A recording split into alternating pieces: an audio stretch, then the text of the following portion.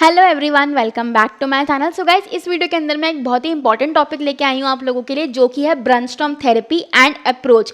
तो बहुत सारे बच्चे बहुत कंफ्यूज होते हैं इन दिस टॉपिक की ब्रेनस्टॉर्म क्या होता है, वो थेरेपी होती है या पूरा एक ट्रीटमेंट होता है, असेसमेंट होता है, या फिर दोनों ही चीज़ें होती हैं। तो आपकी इस प्रॉब्लम का सोल्यूशन मैं लेके आई हूँ इस वीडियो के अंदर। A to Z आपको ब्रेनस्टॉर्म थेरेपी यहाँ पे मैं डिटेल में बताने वाली हूँ कि उसके बेसिस क्या है, एजम्पशंस क्या है, कौन कौन सी थ्योरीज पे वो काम करता है, उसकी स्ट्रैटेजीज क्या है, उसकी टेक्निक्स क्या है, उसकी जो स्टेजेस हैं डिफरेंट ब्रेनस्टॉर्म अप्रोच की वो कौन कौन सी हैं। टू A to Z आपको सारी इन्फॉर्मेशन मिलने वाली है about brainstorm therapy in this complete video. तो आई विल गारंटी यू कि अगर आप ये पूरा वीडियो देखते हो शुरू से लेके आखिर तक, तो आपको बिल्कुल ब्रेनस्टॉर्म थेरेपी क्लियर हो जाएगी, कोई भी डाउट आपको उसके बाद नहीं रहेगा। और अगर फिर भी कोई चीज़ समझ नहीं आती है तो मुझसे कमेंट्स में पूछ लेना, मैं ज़रूर आपका जो डाउट है वो क्लियर कर दूंगी।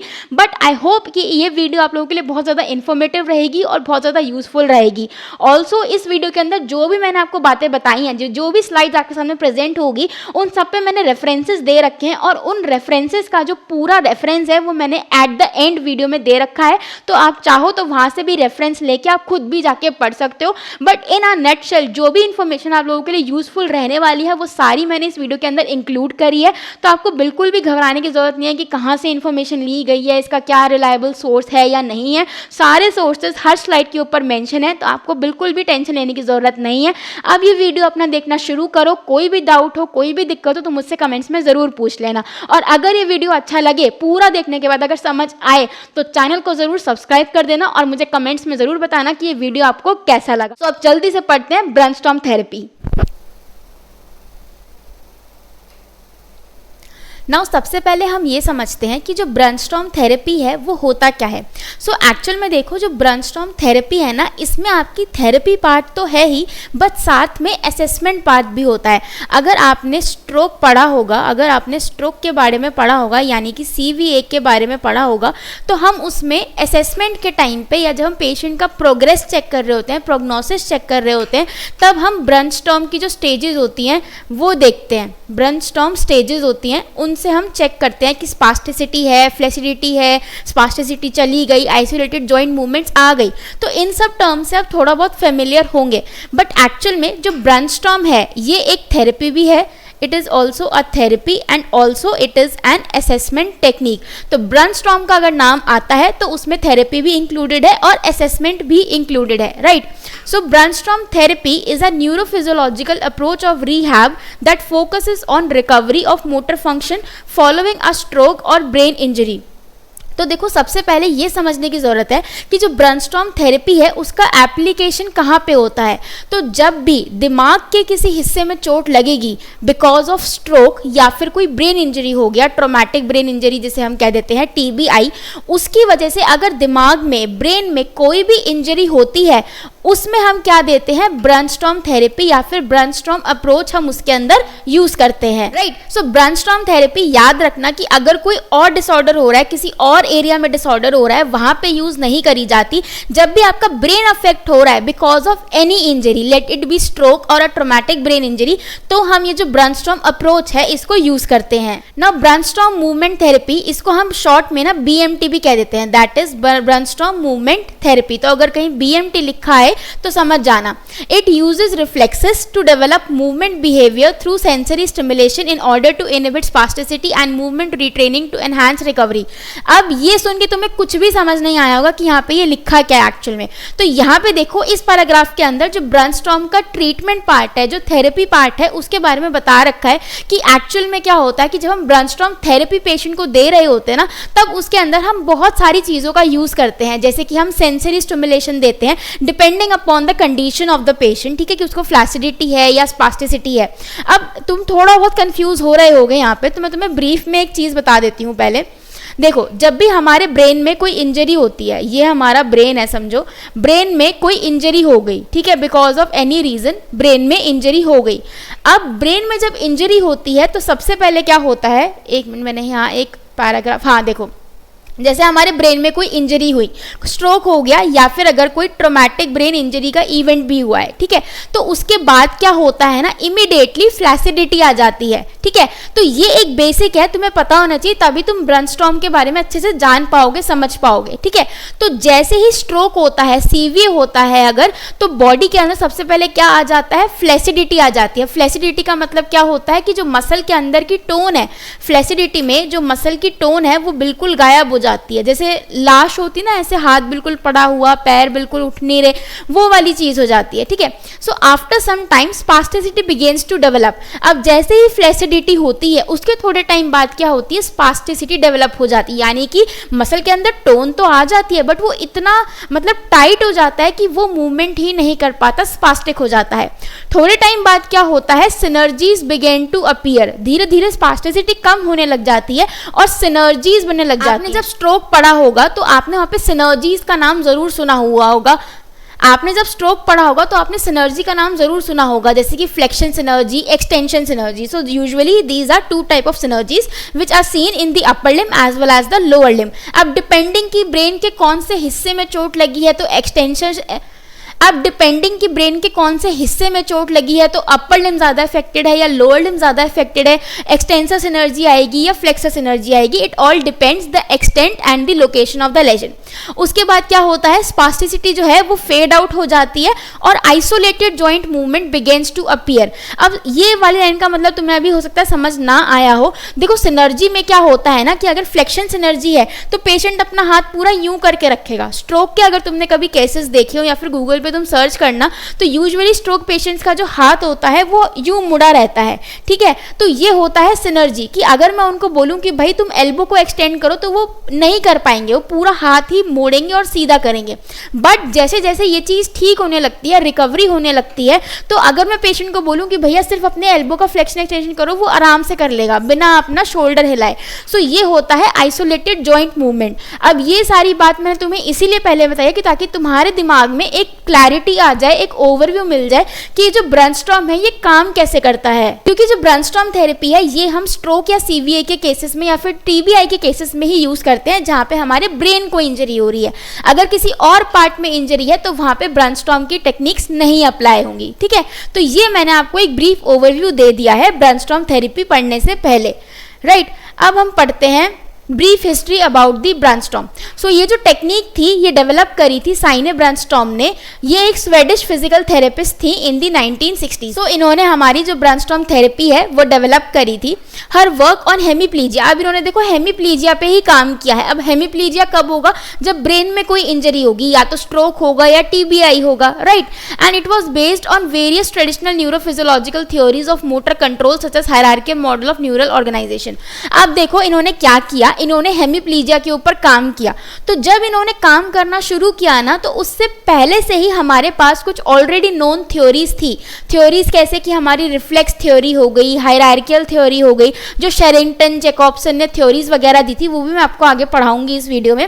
तो उनके थ्योरीज के बेसिस के ऊपर इन्होंने ये वाली जो अप्रोच है वो डेवलप करी थी। सो अगर आपसे कोई एग्जाम में पूछे कि जो ब्रेनस्टॉर्म थेरेपी है उसका बेसिस क्या है या उसके प्रिंसिपल्स क्या हैं, तो आप इन्हीं सारी थ्योरीज को बताओगे कि ये जो साइने ब्रेनस्टॉर्म थी इन्होंने इन्हीं थ्योरीज का जो ऑलरेडी प्रेजेंट थी, वेल एडॉप्टेड थी, उन्हीं का यूज करके उन्हीं को बेस बना के ये जो अप्रोच है ये डेवलप किया। और ये इन्होंने किसके ऊपर डेवलप किया, हेमीप्लीजिया के जो पेशेंट्स हैं उनके ऊपर डेवलप किया। अब ये जो किताब है इन्होंने ये किताब लिखी Brunnstrom movement therapy in hemiplegia a neurophysiological approach, ठीक है। So the intervention technique and method in detail are given in the book, ठीक है। ये इनकी बुक का नाम है, it was written by her. तो अगर आपको ब्रेनस्टॉर्म के बारे में डिटेल में बिल्कुल अच्छा कंटेंट चाहिए, बिल्कुल बिल्कुल ओरिजिनल कंटेंट चाहिए, तो आप इस बुक को रेफर कर सकते हो। ये उन्हीं के द्वारा लिखी गई यहाँ पे ये बुक है, ठीक है। अब Brunnstrom movement therapy is widely used by physical and occupational therapist in clinical practice. However there is no specialised training needed to apply this approach.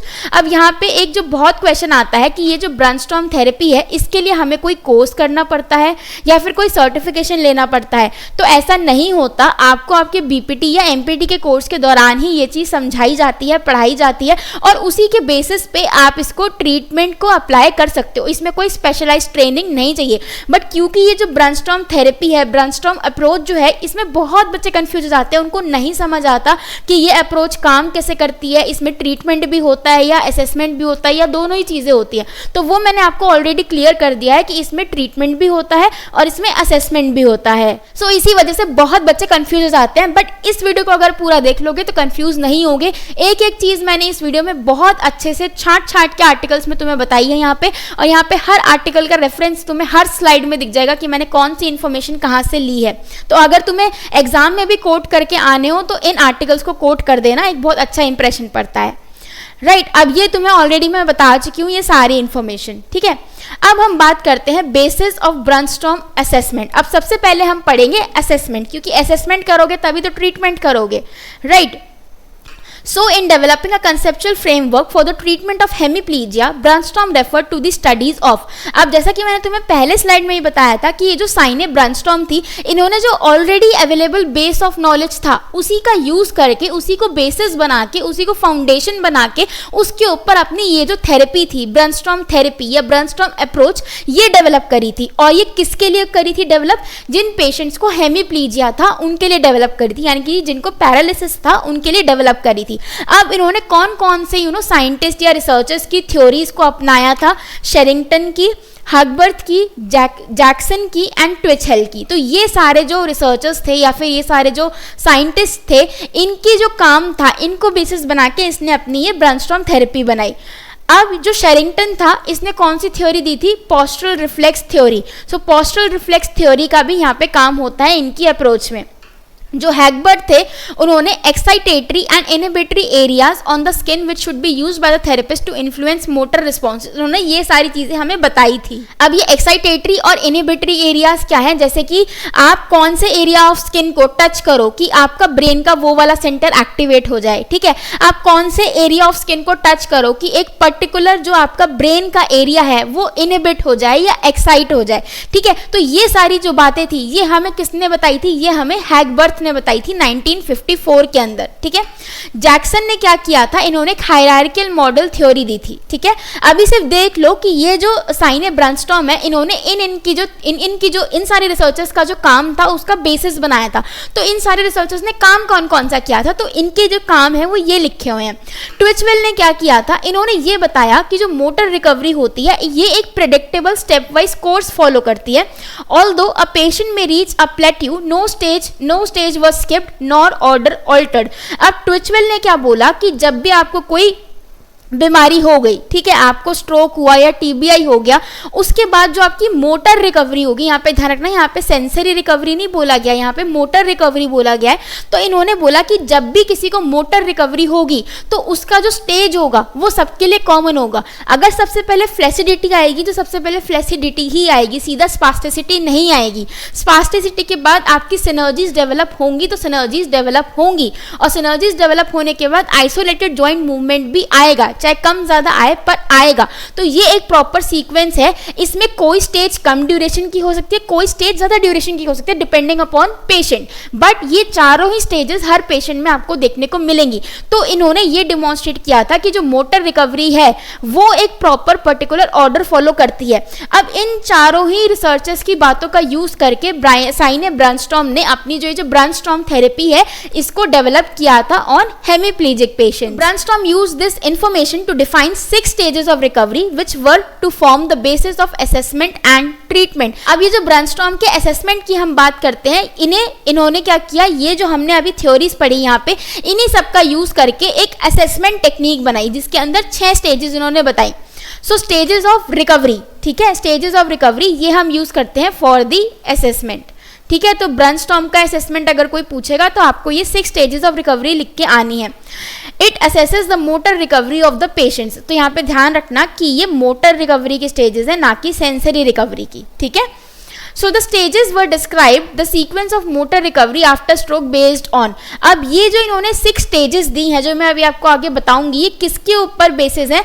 Degree of spasticity and appearance of voluntary movement. So अब ये जो 6 stages हैं, एक ही अपर extremity की देखेंगे, एक hand की देखेंगे और एक लोअर एक्सट्रीमिटी की देखेंगे, क्योंकि जब आपको हेमीप्लीजिया होता है तब आपकी पूरी half of the body affected होती है। लोअर लिम्ब भी होता है, अपर लिम्ब भी होता है और हैंड भी होता है, राइट। तो अपर एक्सट्रीमिटी में सबसे पहले क्या होता है, फ्लैसिडिटी नंबर 1। मैंने आपको बताया है कि जब भी स्ट्रोक होगा तो फ्लैसिडिटी सबसे पहले आएगी, तो इसमें कोई मूवमेंट इनिशिएट नहीं कर पाएगा इंडिविजुअल। सेकेंड स्टेप में क्या होगा, basic limb synergies may appear and spasticity begins to develop, यानी कि स्पास्टिसिटी डेवलप होने लग जाएगी और बहुत ही बेसिक बेयर मिनिमल सिनर्जी आएगी। थर्ड में क्या होगा, जो स्पास्टिसिटी है वो बिल्कुल सिवियर हो जाएगी, मतलब सेकेंड स्टेज में तो डेवलप होनी शुरू हुई थी, बट थर्ड स्टेज में आते आते स्पास्टिसिटी बिल्कुल सिवियर हो जाती है। The patient gains voluntary control of the movement synergies, although full range of all synergy components does not develop necessarily develop, यानी कि सिनर्जीज आने लग जाती हैं, पर सिनर्जीज के सारे कंपोनेंट ढंग से काम करने लग जाए ये नहीं होता। उसके बाद फोर्थ में क्या होता है, movement combinations which deviate from the basic limb synergies became possible, यानी कि जो हमारा एक बेसिक लिम्ब सिनर्जी का पैटर्न है उससे डेविएट होके भी मूवमेंट होने लग जाती है। जैसे ये एक बेसिक सिनर्जी है तो इसमें कुछ कंपोनेंट डेविएट हो गए, नॉर्मल काम करने लग गए, आइसोलेट हो गए। Individual as well as complex movement combination are possible independent of synergy, यानी कि अब थोड़ा बहुत स्पास्टिसिटी कम होती जा रही है और आइसोलेटेड मूवमेंट, इंडिपेंडेंट मूवमेंट आने लग रहा है। सिक्स्थ स्टेज में क्या हो रहा है, isolated joint movements are now freely performed, अब वो बिल्कुल हर जॉइंट पे आइसोलेटेड मूवमेंट परफॉर्म कर पा रहा है, सिनर्जीज यहाँ पे बिल्कुल खत्म हो गई हैं। ठीक है, अब इनको मैंने थोड़ा और डिटेल में यहाँ पे एक्सप्लेन किया है, जो आपकी अपर लिम्ब की स्टेजेस हैं, ब्रीफली मैंने आपको पहले बता दिया। सो स्टेज 1 में क्या है, फ्लैसिडिटी है, लिटिल और no resistance to passive motion, क्योंकि जो मसल है उसमें टोन तो बिल्कुल है ही नहीं। There is no initiation of voluntary movement. Stage 2 में क्या था कि जो हमारी स्पास्टिसिटी थी वो डेवलप होनी शुरू हुई थी, बट बहुत ज़्यादा बड़ी नहीं थी। ठीक है, और इसके साथ साथ initiation of synergies is possible. ठीक है, सिनर्जीज आपकी आने लग गई थी। Components of flexor synergy usually appear before components of the extensor synergy, but the opposite has also been observe. तो बेसिकली यहाँ पे देखा गया है कि जो फ्लेक्सर सिनर्जी है, जो फ्लेक्सर सिनर्जी ये वाली होती है, वो ज़्यादा जल्दी अपीयर होती है and more commonly it is seen as compare to the extensor synergy. But why spasticity is there in stage 2। अब हमने पढ़ा कि स्टेज 1 में तो हमारी फ्लैसिडिटी आ गई कि एकदम बॉडी को शॉक लगा, उसकी वजह से फ्लैसिडिटी आ गई, बट उसके बाद स्टेज 2 में या स्टेज 3 में ये स्पास्टिसिटी क्यों डेवलप हो जाती है ना, सोचने वाली बात है, क्यों डेवलप हो जाती है। सो इसका एविडेंस या फिर इसका रीजन क्या बताया जाता है कि there is a change and intrinsic change in the passive mechanical properties of spastic muscles, यानी कि जो मसल्स होती हैं उनके अंदर कुछ इंट्रिंसिक चेंजेस हो जाते हैं, कुछ अंदरूनी चेंजेस हो जाते हैं, जिसकी वजह से जो उनकी पैसिव मैकेनिकल प्रॉपर्टीज हैं उसमें चेंज आता है और स्पास्टिसिटी डेवलप हो जाती है। It might be due to structural changes in the muscle and increase reflex activity. अब ऑब्वियसली रिफ्लेक्स एक्टिविटी इंक्रीज हुई है तभी तो मसल स्पास्टिसिटी में गई है, तो ये दो चेंजेस, ये दो रीजंस की वजह से ये बताया जाता है कि स्पास्टिसिटी इसलिए डेवलप करती है स्टेज 2 में, और ये इन्फॉर्मेशन आपको इस वाले आर्टिकल में मिल जाएगी। ठीक है, नाउ इसी का थोड़ा और एक्सप्लेन कर दिया है मैंने यहाँ पे।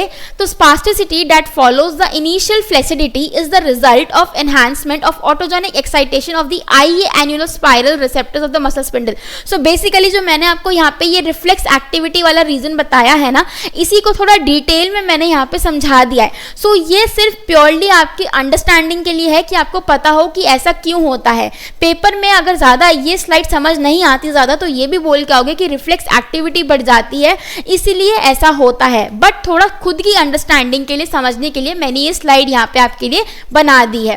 राइट, सो ये जो आई एन्युलर स्पाइरल रिसेप्टर्स होते हैं इनकी एक्टिविटी बढ़ जाती है। So this enhances the phasic element of the error detection function of the neuromuscular spindle with the extrafusal muscle fibre, यानी कि जो एरर डिटेक्शन फंक्शन है वो उसकी जो एक्टिविटी होती है वो बढ़ जाती है। किसकी वजह से? क्योंकि ये जो आईए रिसेप्टर्स हैं ये एक्टिवेट हो जाते हैं। ठीक है, this manifest as hypertonic hyper reflex state characterized by increase resistance to passive movement which is also known as spasticity. ठीक है, ये इसका बेसिक रीजन है। These are the IA fibers receptors. The clasp knife quality to stretch is the result of the autogenic inhibition from the IB afferents. So ये रहे आपके IB fibers। तो ये जो सारा पूरा है ना ये आपका है स्ट्रेच रिफ्लेक्स। अगर आप स्ट्रेच रिफ्लेक्स को डिटेल में पढ़ोगे तभी आपको ये स्लाइड समझ आएगी, क्योंकि अगर मैं डिटेल में पढ़ाने लग गई स्ट्रेच रिफ्लेक्स यहाँ पे तो ये वीडियो ब्रेनस्टॉर्म से हटके सिर्फ इसी के ऊपर पूरा बन जाएगा 1 घंटे का। तो यहाँ पे इसलिए मैं इसकी डिटेल में ज़्यादा नहीं जा रही हूँ, वरना आप टॉपिक से हट जाओगे। तो बेसिकली सिर्फ ये याद रखो कि ये जो रिफ्लेक्स एक्टिविटी होती है ये बढ़ जाती है, जिसकी वजह से जो स्पास्टिसिटी है वो डेवलप होने लग जाती है। ठीक है, नेक्स्ट है स्टेज 3। तो स्टेज 1 में फ्लैसिडिटी आई, स्टेज 2 में स्पास्टिसिटी डेवलप हुई। ठीक है, स्टेज 3 में क्या हो रहा है, there is increase resistance due to spasticity and limb synergies are performed voluntarily. ठीक है, spasticity is present and during this stage at one point और another it reaches the maximum. कोई अगर आपसे ये पूछ ले कि सबसे ज्यादा सिवियर या फिर सबसे ज्यादा इंटेंसिटी की स्पास्टिसिटी कौन सी स्टेज में आती है ब्रैनस्टॉर्म के, so it is stage 3। Stage 3 आप स्पास्टिसिटी के नाम से ही याद रखना, आपको याद रहेगा कि यहाँ पे स्पास्टिसिटी सबसे ज्यादा पीक पे होती है। स्टेज 4 में स्पास्टिसिटी थोड़ी कम होने लग जाती है एंड मूवमेंट कॉम्बिनेशन जो होते हैं which deviate from the basic limb synergies became possible. यानी कि अभी तक तो पूरा हाथ ऐसे ही लेके जाना पड़ रहा था because of flexion synergy, but अब कुछ कुछ कंपोनेंट्स उसमें से डेविएट हो जाते हैं, यानी कि कुछ कुछ आइसोलेटेड मूवमेंट यहाँ पे पॉसिबल होने लग जाती हैं। स्टेज 5 स्पास्टिसिटी और कम हो जाती है, जो रेजिस्टेंस है वो और कम हो जाता है। ठीक है, और इंडिपेंडेंट सिनर्जी, जो इंडिपेंडेंट मूवमेंट्स होती हैं आउट ऑफ सिनर्जी, वो और भी ज़्यादा अच्छी होने लग जाती हैं। एंड स्टेज 6 में क्या होता है कि जो स्पास्टिसिटी है इट ऑलमोस्ट डिसअपियर्ड, यानी कि स्पास्टिसिटी खत्म हो जाती है, कुछ थोड़ा बहुत हिस्सा रह जाता है स्पास्टिसिटी का, बट मोर और less it disappears. Isolated joint movement, यानी कि सिर्फ रिस्ट का मूवमेंट, सिर्फ एल्बो का मूवमेंट, सिर्फ शोल्डर का मूवमेंट, ये पॉसिबल हो जाता है इन स्टेज 6। तो stage 6 usually is a good stage कि हाँ भाई पेशेंट जो है अब वो ठीक है। नाउ लोअर लिम्ब का भी जो पैटर्न है वो सेम रहता है। अभी हमने ये जो पूरा पैटर्न पढ़ा स्टेज 1 से स्टेज 6 का, ये था अपर लिम्ब के लिए, सेम यही पैटर्न आपका लोअर लिम्ब में भी फॉलो होता है। ठीक है, अब हैंड की बात करते हैं। सो सबसे पहला फ्लैसिडिटी आएगा, फिर उसके बाद लिटिल और no active finger flexion, this will come, then no voluntary finger extension, possible reflex extension of digits, then lateral prehension होने लगता है, release by thumb movement. Next is palmar prehension, possibly cylindrical and spherical grasp जो है वो आने लग जाती है पेशेंट को। एंड लास्ट स्टेज में all the prehensile types of movement are under control. तो ये वाली जो हैंड वाली बात है ना, ये बहुत लोग निग्लेक्ट कर देते हैं, क्योंकि इससे पहले जो हमने 1 to 6 स्टेजेस पढ़ी of upper limb and lower limb, वो बहुत बच्चे पढ़ के चले जाते हैं और आपको सुलेवान में भी वही टेबल मिलेगा अगर आप देखोगे तो, बट ये हैंड वाला आपको जल्दी से नहीं मिलता है। सो यहाँ पे मैंने आपको इन डिटेल ये जो हैंड वाला है ये भी अच्छे से समझा दिया है। ठीक है, तो स्टेज 1 में देयर इज फ्लैसिडिटी, जो हाथ की उंगलियां हैं वो बिल्कुल फ्लैसिड रहेंगी, कोई टोन उनमें नहीं होगा। स्टेज 2 में क्या होगा, मिनिमल स्पास्टिसिटी होती है एंड लिटिल और no active finger flexion is possible. Fingers का फ्लेक्शन करना, एक्टिव मूवमेंट करना पॉसिबल नहीं होता इन स्टेज 2। ठीक है, स्टेज 3 में क्या होता है, मास ग्रास्प होती है and use of hook grasp but not release, यानी कि आप हुक तो कर लेते हो चीज को, हुक ग्रास्प तो कर लेते हो, बट ये जो रिलीज होता है ये नहीं कर पाते। The patient is able to hold on to a handle placed in the hand but unable to release through voluntary finger extension. तो ये जो मैंने आपको रिलीज का पार्ट बताया था, इसी को यहाँ पे इसने एग्जाम्पल के फॉर्म में बता दिया है। Voluntary extension is not possible but reflex extension can be. अब वॉलेंटरी एक्सटेंशन पॉसिबल नहीं है तभी तो रिलीज नहीं हो पा रहा। ठीक है, तो ये बातें कोरिलेट करके अच्छे से ध्यान रखनी है।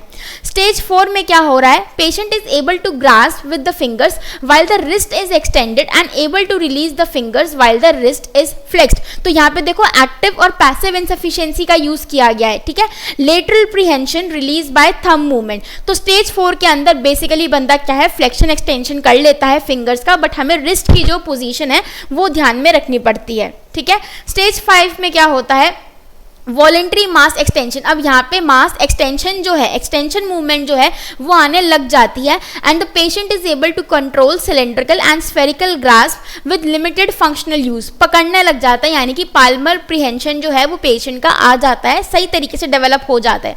स्टेज 6 में क्या होता है, बिल्कुल सब बढ़िया हो जाता है, 3 point prevention, individual finger movement भी सब होने लग जाती है स्टेज 6 के अंदर। तो ये हो गई आपके हैंड की बात। ठीक है, अब हम बात करेंगे, सो ये अब तक जो हमने पढ़ा upper limb, lower limb and hand, ये थे आपके रिकवरी स्टेजेस या फिर ब्रैनस्टॉर्म का असेसमेंट। अब हम बात करेंगे अबाउट द ब्रैनस्टॉर्म थेरेपी की ब्रैनस्टॉर्म की जो थेरेपी होती है वो हम कैसे देते हैं पेशेंट को, उसमें क्या क्या एजम्पशन होते हैं, सारी बातें इन डिटेल में अब हम पढ़ने वाले हैं।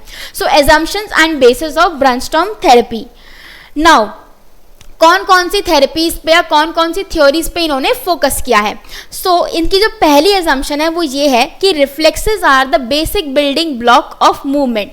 अब ये जो थ्योरी है ये हमें किसने दी थी, ये हमें दी थी शेरिंगटन की रिफ्लेक्स थ्योरी ने, ठीक है। तो इन्होंने ये बोला कि जो वॉलेंट्री मूवमेंट है वो जो हमारी प्रिमिटिव रिफ्लेक्स एक्टिविटी है उसके बाद ही आते हैं। तो यूजुअली आपने देखा होगा कि जब छोटा बच्चा होता है उसके अंदर बहुत सारे रिफ्लेक्सेस होते हैं जो कि बचपन में तो प्रेजेंट होते हैं, बट जैसे जैसे हम बड़े होते हैं तो वो रिफ्लेक्स जो होते हैं हमारे वो चेंज हो जाते हैं या हट जाते हैं, ठीक है। जैसे आपका ATNR हो गया, STNR हो गया, तो ये सारे जो रिफ्लेक्सेस होते हैं ये बचपन में होते हैं, ये प्रिमिटिव रिफ्लेक्स होते हैं जो कि आपको एक बच्चे में ही दिखेंगे बट एक अडल्ट में नहीं दिखेंगे, हेल्दी अडल्ट में। सो यहाँ पे इन्होंने क्या बोला कि जब भी किसी पेशेंट को या फिर किसी भी इंडिविजुअल को ब्रेन में कोई इंजरी होती है तो ये जो प्रिमिटिव रिफ्लेक्सेस हैं इनका यूज करके हम जो हमारे नॉर्मल रिफ्लेक्सेस हैं उनको डेवलप कर सकते हैं। यानी कि नॉर्मली अब देखो हम जब बड़े हो रहे हैं तो हमारे साथ भी तो यही हो रहा है, हम बचपन में पहले ATNR, STNR, बेबिंस्की वगैरह ये सारे रिफ्लेक्सेस हमारे आते थे, बट बड़े हो गए ये रिफ्लेक्सेस हमारे सारे नहीं आते, अब ये प्रिमिटिव हो गए, हट गए और न्यू रिफ्लेक्सेस डेवलप हो गए। तो इन्हीं की वजह से जो न्यू रिफ्लेक्सेस थे वो आए थे। तो अगर ब्रेन में कोई इंजरी हो रही है, ये जो प्रिमिटिव रिफ्लेक्सेस है इन्हीं का यूज करके हम जो न्यू रिफ्लेक्सेस हैं जो कि एक हेल्दी इंडिविजुअल में देखने को मिलते हैं उनको भी डेवलप कर सकते हैं। तो ये था इन शेरिंगटन भाई साहब का बेसिक थ्योरी, बेसिक फंडा, और इसी फंडे को अपना लिया साइने ब्रांस्टॉर्म ने कि हाँ भाई ये बंदा सही बात कह रहा है कि जो प्रिमिटिव रिफ्लेक्स हैं उनका यूज करके हम ये जो न्यू रिफ्लेक्स हैं या फिर जो नॉर्मल रिफ्लेक्सेस हैं जो कि एक अडल्ट में होने चाहिए उनको डेवलप कर सकते हैं। तो ये साइने ब्रांस्टॉर्म ने ये बात यहाँ से इनकी ये रिफ्लेक्स थ्योरी से पिकअप कर ली, ठीक है।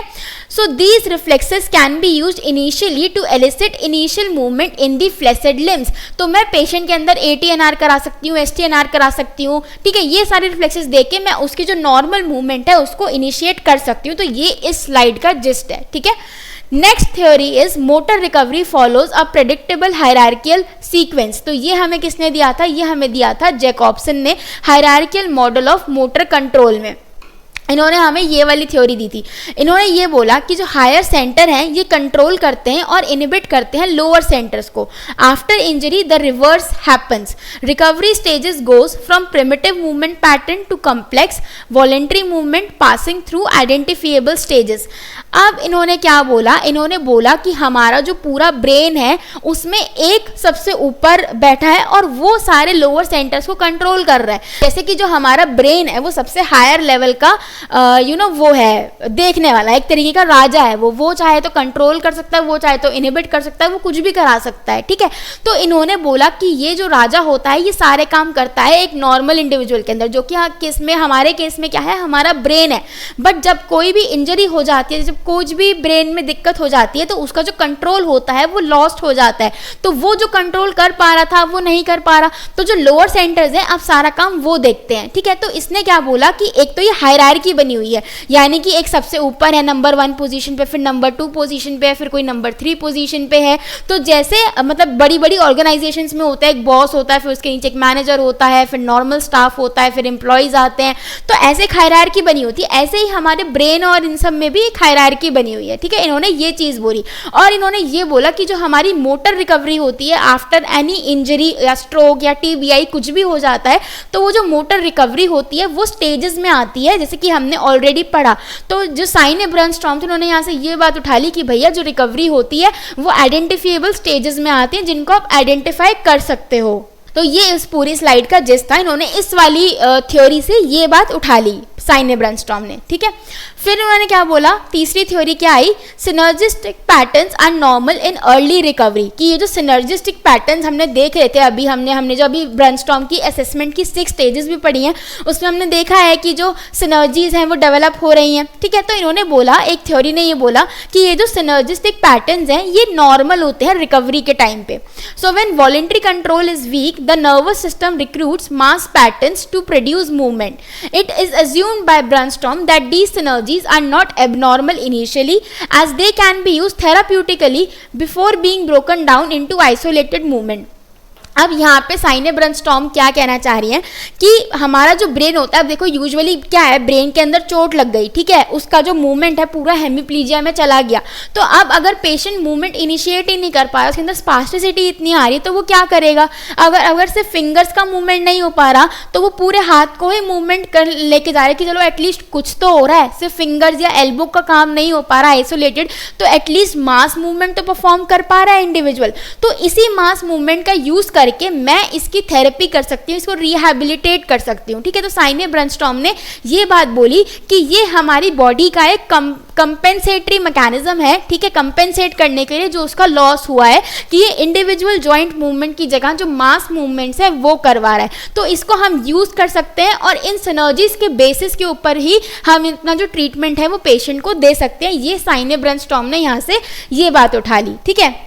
नेक्स्ट में क्या बोला इन्होंने, associated reactions can be use to facilitate movement, कि जो एसोसिएट रिएक्शंस हैं ये मूवमेंट को फैसिलिटेट करते हैं। ये किसके ऊपर बेस्ड है, based on Sherrington's principle of irradiation and overflow principle. अब ये प्रिंसिपल क्या कहता है भाई, ये प्रिंसिपल ये कहता है, फॉर एग्जाम्पल अगर मेरे कोई एल्बो फ्लेक्शन को रेजिस्टेंस दे रहा है, ठीक है, तो उसका कुछ असर मेरे राइट वाले हैंड पे भी आएगा। अगर कोई इंडिविजुअल लेफ्ट हैंड से पूरी ताकत लगा रहा है तो उसका कुछ असर मेरे को राइट हैंड में भी फील होगा। यानी कि जब हम किसी एक बॉडी पार्ट से अपना एफर्ट लगाते हैं, एनर्जी लगाते हैं, तो उसका कुछ असर हमें बाकी बॉडी पार्ट्स में भी देखने को मिलता है। इसी सब चीज को कहते हैं इररेडिएशन प्रिंसिपल ऑफ शेरिंगटन। सो इसी प्रिंसिपल का यूज करके हम जो अफेक्टेड बॉडी पार्ट होता है हेमिप्लीजिया का, उसमें हम मूवमेंट को या मसल एक्टिवेशन को हम स्टार्ट कर सकते हैं, ऑगमेंट कर सकते हैं। तो यहां से साइने ब्रनस्टॉर्म ने ये चीज उठा ली, ठीक है।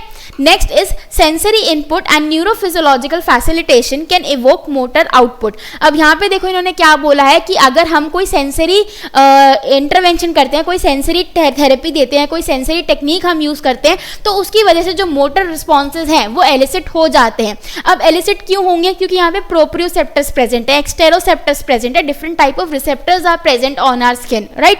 तो उसी का हम यूज करके फैसिलिटेट करवाते हैं मोटर रिस्पॉन्सेज को। सो appropriate sensory stimulation can help elicit desired motor responses and reinforce movement patterns। यानी कि मैंने आपको जैसे स्टार्टिंग में भी एक थ्योरी बताई थी, वहाँ पे उस इंडिविजुअल ने डिफरेंट एरियाज ऑफ स्किन को स्टिमुलेट करके बताया था कि इस एरिया को टच करोगे तो एक्साइटेशन होगा, इस एरिया ऑफ स्किन को टच करोगे तो आपका इनहिबिशन होगा। तो उन्हीं सारी बातों का यूज करके साइने ब्रनस्टॉर्म ने एक ये जो थ्योरी थी इसका भी यूज किया है। So Brunnstrom emphasise the use of reflexes, sensory stimulation, तो रिफ्लेक्सेस का यूज किया, ये हम देख चुके हैं पहले प्रिंसिपल में।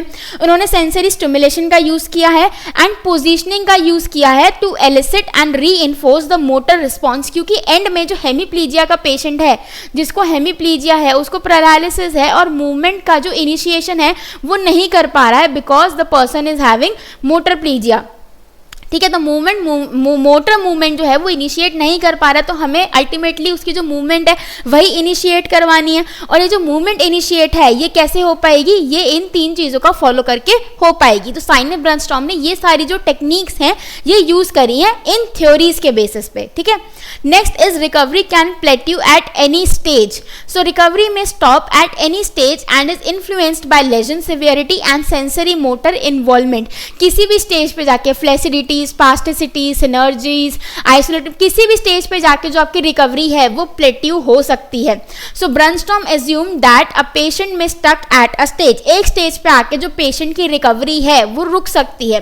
Therefore staging is important for prognosis and tailoring the interventions. इसलिए जो हम ये जो 1 to 6 स्टेजेस पढ़ रहे हैं ऑफ ब्रनस्टॉर्म, ये इसीलिए जरूरी है क्योंकि किसी भी स्टेज पे आके जो पेशेंट की रिकवरी है वो प्लेट्यू हो सकती है, रुक सकती है। तो हमें स्टेज वाइज इंटरवेंशन देना जरूरी है और अगर स्टेजिंग होगी तो ही हम पेशेंट का जो एक्सरसाइज प्रोग्राम है वो ढंग से बना पाएंगे और हम एक्चुअल में देख पाएंगे कि इसकी रिकवरी ढंग से हो भी रही है या नहीं हो रही, या रिकवरी रुक गई है, ठीक है। So treatment is planned according to the patient's current brainstorm recovery stage for each limb. अब 1 to लेके 6, 1 से लेके 6 में पेशेंट जिस भी स्टेज पे होगा उस हिसाब से जो ब्रेनस्टॉर्म का ट्रीटमेंट है, जो थेरेपी है, वो हम देंगे. क्यों? क्योंकि देखो स्टेज 1 के अंदर तो पेशेंट को फ्लेसिडिटी है, स्टेज 2 से लेके 3 तक तो स्पास्टिसिटी आ जाती है पेशेंट के अंदर. ठीक है, स्टेज 2 से स्टेज 3 तक तो बेसिकली स्पास्टिसिटी रहती है, 4 में डिक्लाइन होने लग जाती है.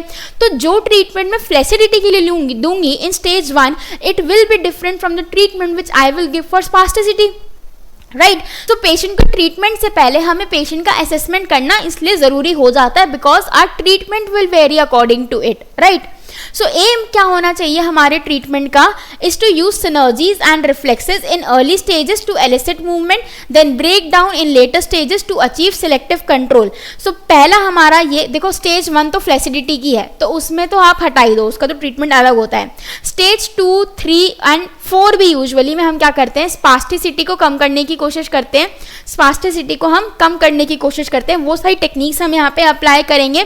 उसके अलावा लेटर स्टेजेस में हम क्या करेंगे, जो सिलेक्टिव कंट्रोल है यानी कि आइसोलेटेड जो मूवमेंट्स हैं जॉइंट्स पे, उनको लाने की कोशिश करते हैं. तो ये हमारा एक मोटा मोटा एम होता है ब्रेनस्टॉर्म ट्रीटमेंट का. ठीक है. So the predominant basis of brainstorm approach is the use of reflexes to develop movement behavior through sensory stimulation to inhibit spasticity and functional retraining to enhance movement control. So basically जो treatment है वो किसके ऊपर base होता है, reflexes के ऊपर. जैसा मैंने आपको बताया था primitive reflexes का यूज करके हम जो न्यू reflexes हैं उनको डेवलप करते हैं to initiate the movement. right. So यहाँ पे जो predominant basis होता है थेरेपी का वो होता है reflexes. और reflexes हम कैसे initiate करते हैं, कैसे लाते हैं? By the use of sensory stimulation, by functional retraining. ठीक है, इन 2 तरीकों से हम रिफ्लेक्सेस डेवलप करते हैं. So a strong functional emphasis remains a feature of the Brunnstrom approach as a therapeutic tool for neurological dysfunction. यानी कि हम फंक्शनल एम्फेसिस देते हैं. ठीक है, फंक्शनल अप्रोच हम यूज करते हैं फॉर द ट्रीटमेंट. अब जनरल गाइडलाइंस क्या होती हैं इस ट्रीटमेंट के लिए? Assess each limb separately, because her limb की जो स्टेज होगी वो अलग होगी. हो सकता है कि अपर लिम्ब में अलग चल रहा हो, लोअर लिम्ब में अलग चल रहा हो. तो ऐसा नहीं कि अपर लिम्ब का भी चलो स्टेजेस ऑफ रिकवरी तो सेम ही है दोनों लिम्ब्स की, दोनों में एक ही बात चल रही होगी, ऐसा नहीं होता. क्योंकि अगर आप देखोगे, आपने अगर स्ट्रोक पढ़ा होगा तो कुछ स्ट्रोक्स ऐसे होते हैं जिनमें अपर लिम्ब ज़्यादा अफेक्टेड होता है, किसी में लोअर लिम्ब ज़्यादा अफेक्टेड होता है. So according to that you have to guide the stages. ठीक है, कि लोअर लिम्ब में कौन सी जा रही है, अपर लिम्ब में कौन सी स्टेज आ रही है. ठीक है. Match the facilitation inhibition to stage. Early stages में होगा तो यहाँ पे आपको फैसिलिटेशन टेक्निक्स देनी है, मतलब स्टेज 1 यहाँ पे नहीं है. ठीक है, आपको फैसिलिटेशन टेक्निक्स देनी है. अब यहाँ पे देखो क्या होगा, जो अर्ली स्टेजेस होंगी उनके अंदर आपको फैसिलिटेशन टेक्निक्स देनी है. फैसिलिटेशन कैसे? रिफ्लेक्स देने हैं, इरेडिएशन देना है, रेजिस्टेंस देना है. लेटर स्टेजेस के अंदर आपको इनहिबिशन टेक्निक्स देनी है for spasticity and promotion of isolated movements के लिए आपको यहाँ पे इनहिबिटरी टेक्निक्स अप्लाई करनी है. Right. Third is use primitive reflexes and synergies early. So in flaccid stage, आपको फ्लैसिड स्टेज का भी तो ट्रीटमेंट करना है भाई. फ्लैसिडिटी भी तो हटाओगे तभी तो स्पास्टिसिटी और आगे जो स्टेजेस है वो डेवलप हो पाएंगी. सो यहाँ पे आप रिफ्लेक्स फैसिलिटेशन यूज कर सकते हो and associated reaction. Associated reaction क्या आ गए हमारे? इररेडिएशन वाले जो रिएक्शंस हैं उन्हें ही हम एसोसिएटेड रिएक्शंस कहते हैं, शेरिंगटन वाले. ठीक है. It is because early movement often reappears through these primitive patterns due to release of lower centres from cortical control. अभी हमने पढ़ा था hierarchical model of control. Right. तो हायरार्कियल मॉडल का यूज करके हम यहाँ पे जो प्रिमिटिव रिफ्लेक्सेस हैं इनको बेस बना के हम नॉर्मल रिफ्लेक्सेस को डेवलप करते हैं इन दी अर्ली स्टेजेस. जो जितना जल्दी कर दोगे उतना ज़्यादा बेहतर रहेगा. Next is progress from facilitation to inhibition. अब ऑब्वियसली क्योंकि सबसे पहले क्या आ रही है, फ्लैसिडिटी आ रही है, तो फ्लैसिडिटी में तो कोई मूवमेंट होगी नहीं, तो हमें यहाँ पे फैसिलिटेट करना पड़ेगा क्योंकि फ्लैसिडिटी है. तो एफ से याद रख सकते हो. फिर आपकी आ जाती है स्पास्टिसिटी. अब स्पास्टिसिटी होगी और उसको अगर और फैसिलिटेट कर दोगे तो स्पास्टिसिटी और बढ़ जाएगी. तो स्पास्टिसिटी को हमें इनहिबिट करना होता है. ठीक है. सो लेटर स्टेजेस में inhibit unwanted synergy dominance and promote isolated movements and also reduce the spasticity. ठीक है. तो यहाँ पे ये चीज हो जाती है. सो आई होप आपको ये अब तक का वीडियो समझ आया होगा, है ना। Use sensory cues to enhance motor output. अभी हमने जो इसके थ्योरीज पढ़ी उसमें हमने देखा कि जो सेंसरी रिफ्लेक्सेस हैं, सेंसरी क्यूज है, इनका हम यूज कर सकते हैं टू एलिसिट मोटर रिस्पॉन्सेज। तो यहाँ पे हम यही चीज यूज कर सकते हैं, जैसे हम प्रोप्रियोसेप्टिव स्टिमुलस यूज कर सकते हैं, एक्सटेरोसेप्टिव इनपुट हम यूज कर सकते हैं, ताकि जो हमारी मूवमेंट है या फिर जो इनिशिएशन ऑफ मूवमेंट है वो आ सके।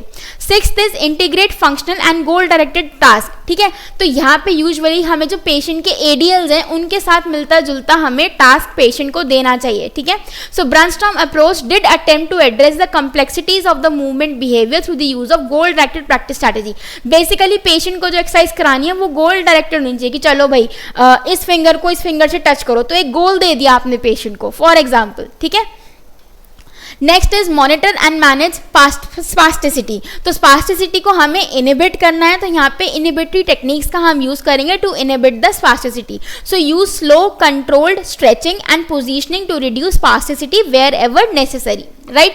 Eighth is adjust practice type to the stage. अब स्टेज के अकॉर्डिंग आपको जो टाइप्स ऑफ प्रैक्टिस आपने पढ़ा होगा आई एम श्योर, उसके हिसाब से आपको एडजस्ट करना पड़ेगा। तो अर्ली स्टेजेस में आप ब्लॉक्ड प्रैक्टिस दे सकते हो, it is a type of practice technique. इसमें आपको predictable practice to build confidence and reduce the cognitive load देखने को मिलेगा। मिड टू लेट स्टेजेस में आप variable and random practice use कर सकते हो to improve the adaptability of the patient. Last में combined mass practice for activation and distributed fatigue to avoid fatigue, distributed practice to avoid fatigue. तो different stages में आपने different types of practice use करी है। ठीक है, ये चीज आपको यहाँ पे ध्यान रखनी है। Next is respect fatigue and recovery time. क्योंकि जब पेशेंट को स्ट्रोक होता है तो उनमें सिर्फ एक चीज़ नहीं होती कि सिर्फ हेमीप्लीजिया हो गया, और भी बहुत सारे फैक्टर्स होते हैं। पूरा आपको बायोसाइकोसोशल डोमेन देखना होता है पेशेंट का, राइट। तो उसमें से जो एंड्योरेंस है पेशेंट का वो भी कम हो जाता है। तो अगर आप प्रॉपर रिकवरी टाइम नहीं दोगे पेशेंट को तो वहाँ पर उसे रेस्ट नहीं मिलेगा, तो फैटीग सेट हो जाएगा उसकी बॉडी में। तो ये हमें नहीं करना। Educate the family and the patient. ये जो पूरा प्रोसेस है इसके बारे में आपको पेशेंट को और उनकी फैमिली को भी थोड़ा एजुकेट करना है कि भाई ऐसे ऐसे ये इस स्टेज पे आ गए हैं, यहाँ पे इन्हें ये चीज़ें करनी है, ये चीज़ें नहीं करनी। ऑब्वियसली आप होम एक्सरसाइज प्रोग्राम भी पेशेंट एंड उनकी फैमिली को बताओगे तो वो भी आपको अच्छे से उनको काउंसल करना है और एजुकेट करके भेजना है कि भैया घर पे इस तरीके की एक्सरसाइज करनी है और इतनी ही करनी है और ऐसे ही करनी है। ठीक है, next is Brunnstrom therapy with integrated motor learning strategies. अब देखो मैंने आपको बेसिक तो बता दिया कि ब्रैनस्टॉर्म क्या होता है, बट ब्रैनस्टॉर्म को हम मोटर लर्निंग स्ट्रैटेजीज के साथ भी कंबाइन करके पेशेंट को दे सकते हैं। ठीक है, अब इसका मैं आपको टेबल दिखाती हूँ। तो सबसे पहली स्टेज क्या होती है, हमारी फ्लेसिडिटी होती है। तो यहाँ पे हमारा फोकस क्या होता है कि हमें एलिसिट इनिशियल मूवमेंट, कि चलो भाई फ्लेसिड है, कोई टोन नहीं है मसल के अंदर, तो एटलीस्ट हम एक मूवमेंट को इनिशिएट तो कर पाए, फ्लिकर ऑफ मूवमेंट तो हमें दिख जाए एमएमटी के ग्रेड पे। ठीक है, अब मुझे बताओ फ्लिकर ऑफ मूवमेंट जो होती है कौन से ग्रेड पे आती है एमएमटी पे। इसमें हम ट्रेडिशनल अगर हम ब्रैनस्टॉर्म अप्रोच देखें तो हम कौन कौन सी टेक्निक्स यहाँ यूज कर सकते हैं, reflex facilitation, associated reaction and quick stretch. So ये सारी आपकी फैसिलिटेशन टेक्निक्स हैं, राइट। अब मोटर लर्निंग स्ट्रैटेजीज, अब देखो यहाँ पे ट्रेडिशनल ब्रैनस्टॉर्म अप्रोच आप यूज कर सकते हो, साथ ही साथ आप मोटर लर्निंग स्ट्रैटेजीज जो कि एक अलग डोमेन है, ठीक है, एक दूसरा न्यूरो रिहैबिलिटेशन टूल है, उसको इंटीग्रेट कर सकते हो ब्रैनस्टॉर्म के साथ। अगर पेशेंट को फ्लेसिडिटी है तो आप ब्रैनस्टॉर्म में ये सारी चीजें कराओगे, बट आप उसको मोटर लर्निंग स्ट्रैटेजीज के साथ भी इनकलकेट कर सकते हो। सो मोटर लर्निंग स्ट्रैटेजीज में आप क्या कराओगे, पेशेंट को इन स्टेज 1 ब्लॉक प्रैक्टिस कराओगे एंड क्लोज लूप कंट्रोल कराओगे using visual feedback. For example, using ATNR reflex to trigger upper extremity movement while patient watches limb in the mirror। तो उसे एक विजुअल क्यू भी मिलेगा अगर वो यही मूवमेंट मिरर में भी देखता है तो। सेकंड में क्या हो रहा है कि जो स्पास्टिसिटी है आपकी वो बिगेन होने लग रही है, एकदम पीक पे नहीं आई है but it has started to develop. तो यहाँ पे फोकस क्या होता है, to develop the synergy patterns. तो यहाँ पे आप क्या करोगे, अगर आप ब्रैनस्टॉर्म की थेरेपी को फॉलो करोगे तो आप यहाँ पे practice full flexor extensor synergy कराओगे, साथ ही साथ आप इनिबिशन भी दोगे ताकि जो स्पास्टिसिटी है वो इनिबिट हो जाए। मोटर लर्निंग स्ट्रैटेजीज में आप क्या कर सकते हो, यहाँ पे mass practice to build neural activation. ठीक है, आप मास प्रैक्टिस करवा सकते हो, गोल डायरेक्टेड टास्क दोगे। ठीक है, कि एक गोल दे दिया कि भैया यहाँ से यहाँ तक टच करो, ये बॉल वहां तक जानी चाहिए, तो ये आपने गोल दे दिया पेशेंट को। ठीक है, for example picking up cones from table using flexor synergy. अब यहाँ पे एक कोन रखा है, मैंने बोला कि भैया फ्लेक्सस एनर्जी यूज करके एक कोन उठाओ और यहाँ पे लेके आओ, ये आपको सेवरल टाइम्स रिपीट करना है। तो ये हो गया एग्जाम्पल स्टेज 2 के लिए। स्टेज 3 में जब स्पास्टिसिटी बिल्कुल पीक पे चली जाती है, डेवलप हो जाती है। तो यहाँ पे आपका फोकस क्या होता है कि हमें सिनर्जी कंट्रोल को स्ट्रेंथन करना है, स्पास्टिसिटी को डिक्रीज करना है। तो ट्रेडिशनल ब्रेनस्टॉर्म अप्रोच में आप क्या करोगे, bilateral, symmetrical and asymmetrical task कराओगे and also you will use inhibitory techniques to reduce the spasticity. Motor learning strategies में आप क्या करोगे, डिस्ट्रीब्यूटेड प्रैक्टिस कराओगे ताकि पेशेंट को फटीग सेट ना हो। एंड दूसरा close loop with proprioceptive feedback. अब इसमें एग्जांपल आप पेशेंट को क्या थेरेपी दे सकते हो, lifting dowels rod with both hands and adjust grip strength while looking at a target. आपने पेशेंट को एक टारगेट दे दिया, एक गोल दे दिया, ठीक है, तो ये आप स्टेज 3 में करा सकते हो। स्टेज 4 में द स्पास्टिसिटी डिक्लाइंस, स्पास्टिसिटी कम होने लगती है। So break out of synergies is the focus. So partial synergy movements reaching in different directions, ये आप करा सकते हो in the stage 4 of brainstorm.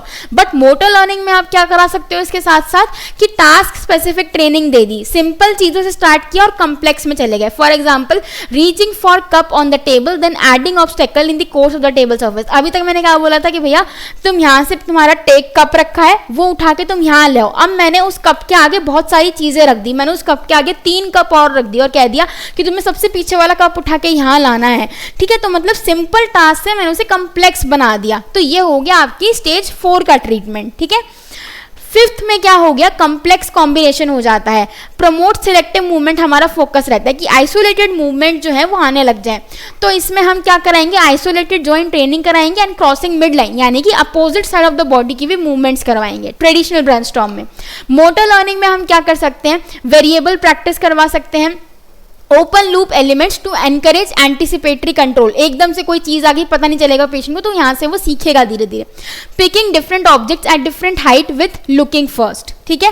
6th में क्या हो गया, आइसोलेटेड मूवमेंट्स आ गई, ठीक है, बिल्कुल सही होने लग गया पेशेंट। अब तो हमारा क्या काम है यहाँ पे कि हम जो कोऑर्डिनेशन है और जो स्पीड है पेशेंट का उसको इंप्रूव करें। तो ट्रेडिशनल ब्रेनस्टॉर्म में हम क्या करेंगे, resistance training, dual task practice दे सकते हैं। मोटर लर्निंग स्ट्रैटेजीज में random practice and complex behaviour training. Example cooking simulation, reaching, grasping and steering and in sequence. अब कई जगह ना ब्रेनस्टॉर्म की जो थेरेपी आप पढ़ोगे तो आपको स्टेज 7 भी मिलेगा, बट ज्यादातर आपको स्टेज 1 to 6 ही मिलेगा। कई जगह आपको स्टेज 7 भी मिल जाता है। तो स्टेज 7 इज नॉर्मल फंक्शन कि यहाँ पे आपका सब काम बढ़िया हो गया, कोऑर्डिनेशन भी आ गया, सब कुछ आ गया, आपको बस अब चीज को और रिफाइन करना है और इम्प्रूव करना है। तो यहाँ पे हमारा क्या काम है ब्रेनस्टॉर्म का भाई कि हमें रिटर्न टू वर्क होना है, तो इसीलिए हम जो एक्टिविटीज है वो पेशेंट करवाएंगे। मोटर लर्निंग स्ट्रैटेजीज में आप क्या कर सकते हो, रियल वर्ल्ड एनवायरनमेंट प्रैक्टिस कर सकते हो कि भाई अब तक आप पेशेंट को घर में वर्क करवा रहे थे, अब आप कह रहे हो कि भाई जाओ बाहर सड़क पर जाके वर्क करो बढ़िया से, ठीक है। गोल directed complex behaviour, example simulated work task. So this is all about the brainstorm therapy. These are all the references। आप चाहो तो इन सारे रेफरेंसेस को भी आप डाउनलोड करके article as it is copy paste करके वहाँ पे पढ़ सकते हो, देख सकते हो अगर आपको और डिटेल में किसी भी टॉपिक के बारे में जानना है जो मैंने अब तक वीडियो में पढ़ाया है, ठीक है। So these are all the references. आपको ये सारे रेफरेंसेज अगर आपको पेपर में भी लिख के आने हैं तो आप यहाँ से नोट डाउन कर सकते हो, ठीक है। So these are all the references which you will find in this. So these are all the references which I have used while making this video. Okay guys, this is all about brainstorm therapy. I hope you find this video informative and helpful, and if you like this video, please like, share and subscribe to my channel.